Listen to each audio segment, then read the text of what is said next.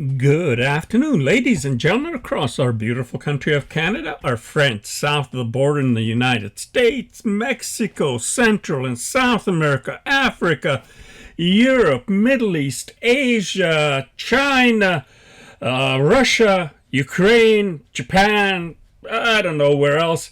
Everybody, good afternoon from your favorite angry Canadian on the 16th day of May 2023.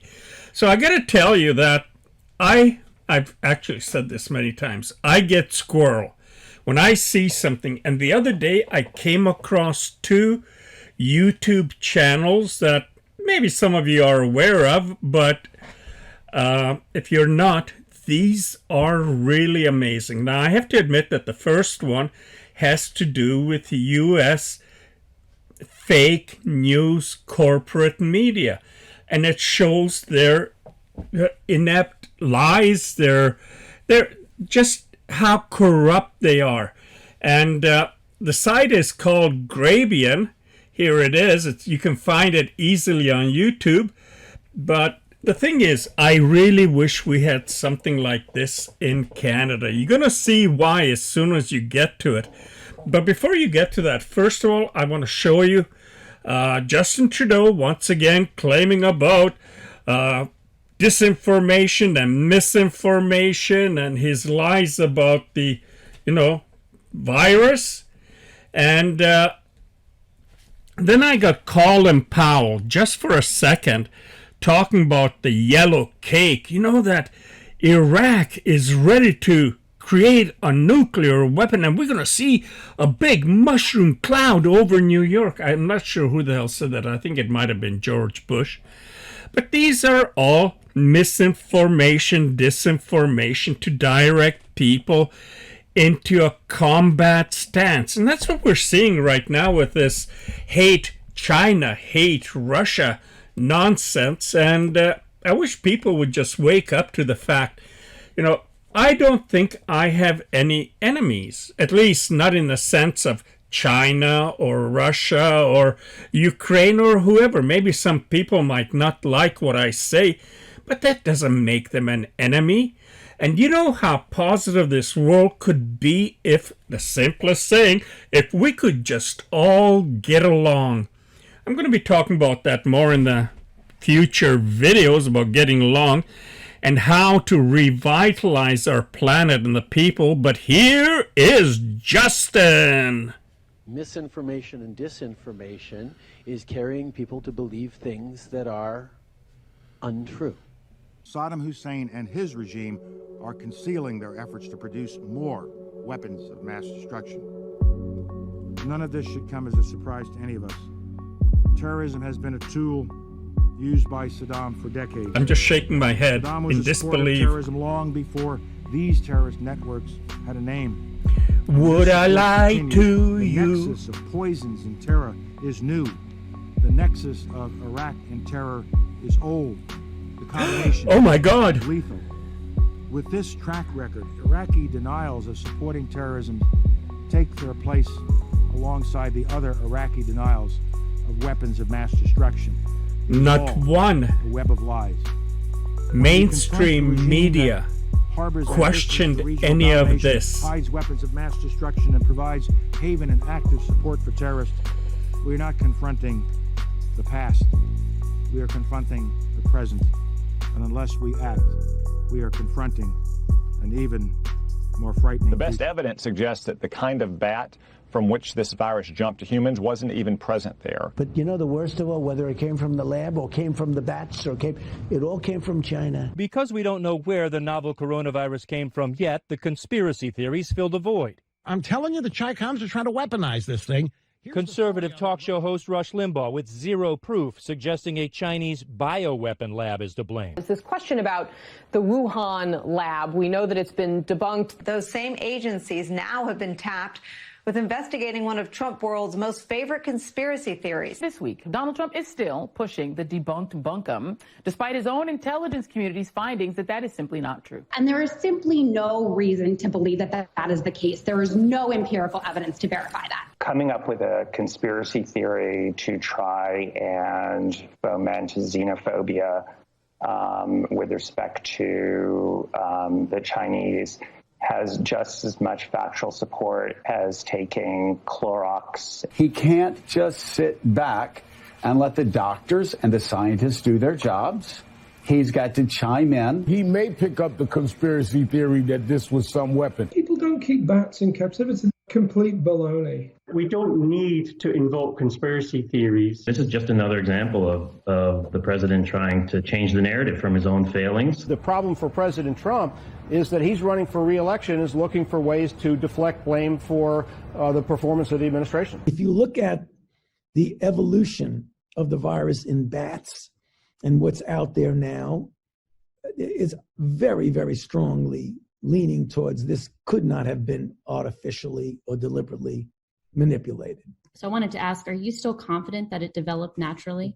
No, actually, that's the point that I said. No, I'm not convinced about that. I think that we should continue to investigate what went on in China. The ghetto president that they thought Obama would be is officially Donald Trump. This dude is walking like he's Bodie from The Wire with burner phones and erasing phone records. Trump, or someone in his administration, appears to have actually tampered with the records. These White House records are not just incomplete.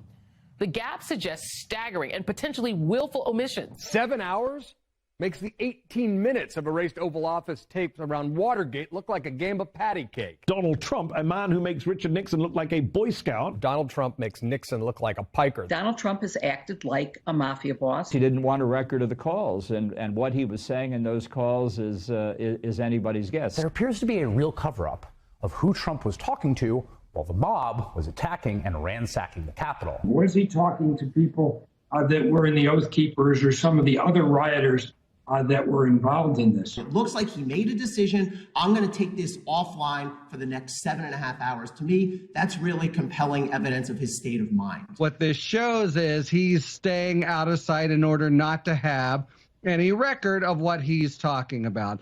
That would actually be, in a real trial, something that would trigger a consciousness of guilt instruction. This clearly is a crime if it involves dishonesty and trickery. And of course, that defines the Trump actions on this. This is a very big deal, and it's just more evidence of bad faith by Donald Trump. Donald Trump and his allies, whether they removed calls from the log or they made secret calls on burner phones, knew what they were doing was wrong and tried to hide it. Now, I know that all this has to do with the U.S. and specifically Trump and the mainstream media, but our own media in Canada parroted everything from there. CBC was like a recorder broken. Hello, yep, repeating everything the New York Times, Washington Post said, and have any of them really put out an apology and said, man, we really screwed up on that one. Misinformation and disinformation is carrying people to believe things that are untrue. Elon Musk, I guess he misses the old South Africa in the 80s. He wants that back. Reminds me of old Bond movies where, Dr. Evil and guys like that, or Goldfinger, were going to take over the media. My tummy meter says there's something just not great about this. If you get invited to something where there are no rules, where there is total freedom for everybody, do you actually want to go to that party? Or are you going to decide to stay home? When Elon Musk says, wow, this is about free speech, it seems to me that it's about free speech of straight white men. Elon Musk lives in a world in which the only kind of free speech is white men feeling free to say whatever the hell they want. It's clear he has a very little understanding of the complexities that go into content moderation and hate speech policies. And he himself is a troll.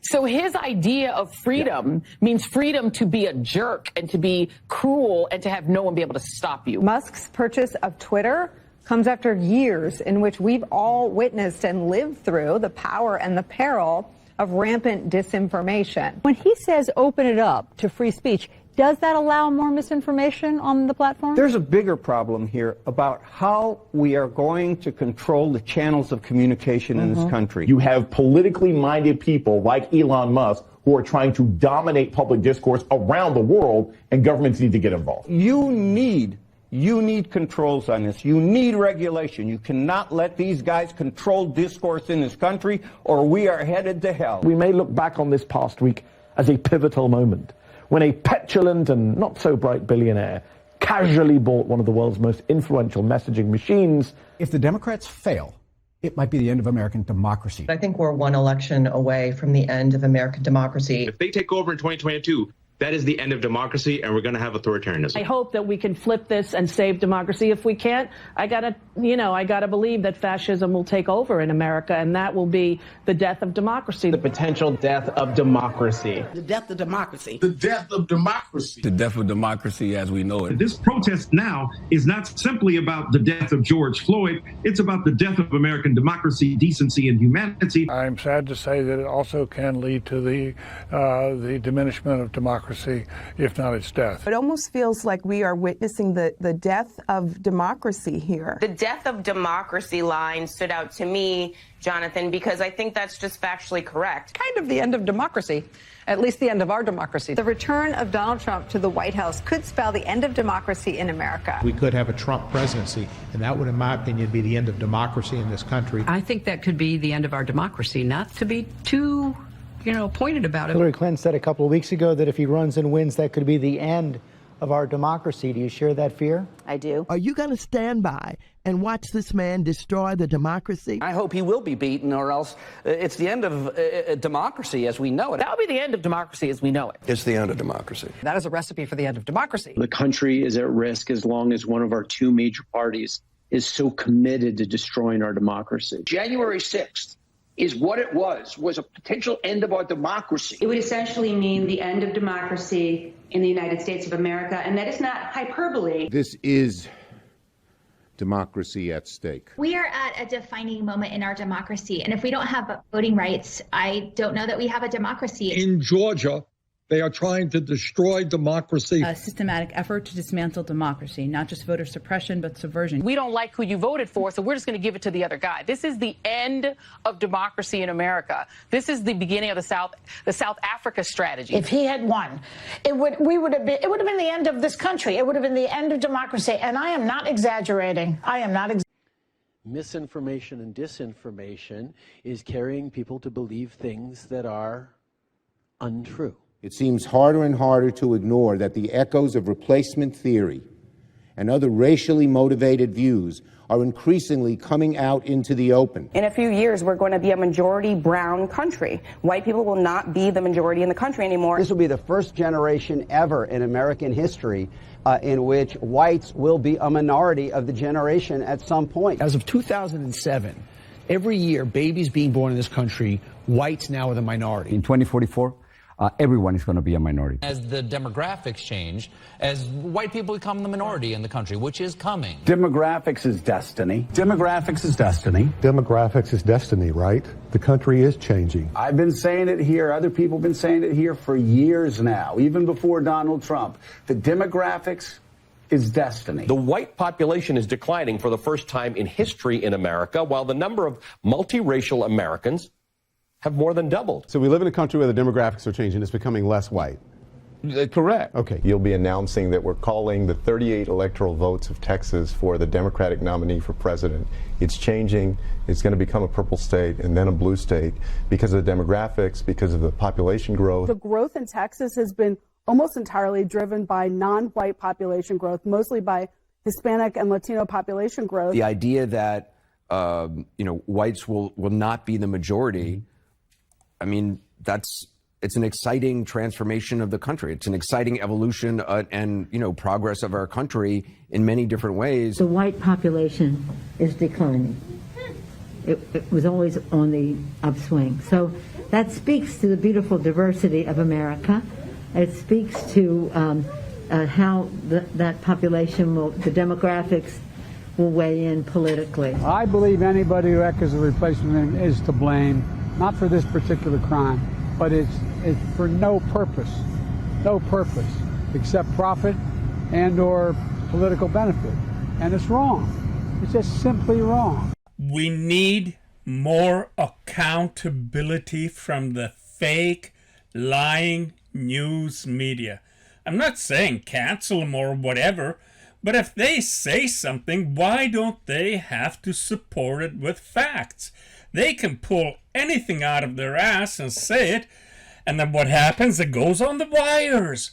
And then another paper publishes it, and the media talks about it on TV and news, and it just spreads. And one of the things that's very obvious for these lies is that they gotta collude, because they all use the same terminology when it comes to big stories. You know, I used to love this on Tucker Carlson.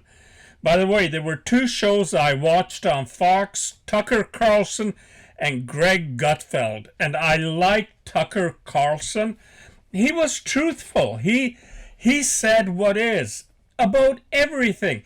I don't buy one single friggin' word our government, Justin Trudeau and all the ministers and Freeland and others and our fake media say about Ukraine, about the war, about all the things that are causing chaos in this world.